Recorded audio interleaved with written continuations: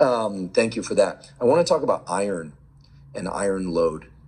We were talking earlier about ferritin, and of course, women menstruate, and so their iron needs are greater than men that don't menstruate, or women that don't menstruate. How I don't think we can get right down into how much iron somebody needs because it'll vary person to person. But I was surprised to learn that iron is actually going to accelerate the aging process in various contexts. Well, this is a new finding out of Spain. Manuel Serrano's lab has found that excess iron will increase the number of senescent cells in the body.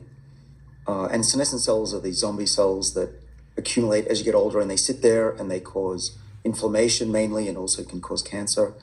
And it's found that if you get rid of these cells or never accumulate them, you stay younger in animals. And there's some really interesting studies out of Mayo Clinic in humans as well. So iron is a pro-senescent metal. And so what I think is that if you're taking excess iron as a supplement, you're probably accelerating your aging process. The other thing that I found really interesting is I've looked at hundreds of thousands of people's metabolism and their blood biomarkers. I was one of the first people in Inside Tracker as a board member, and I'm still their scientific lead guy. So I can look anonymously at hundreds of thousands of people's blood work. And we also know how fit they are, how old they are.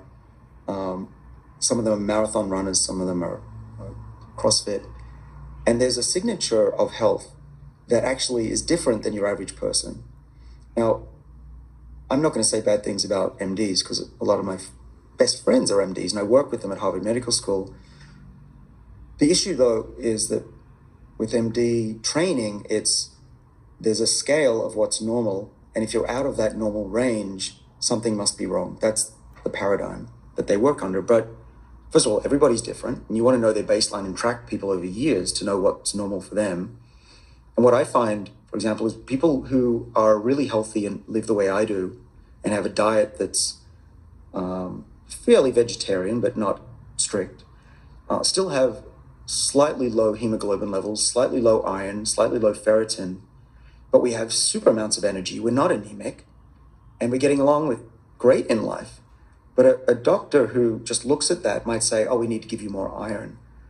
Right? So what I'm getting at is an example of we need to personalize medicine and look at people over the long run to know what works for them and what's healthy for them. And not just work towards the average human, but work towards what's optimal for human.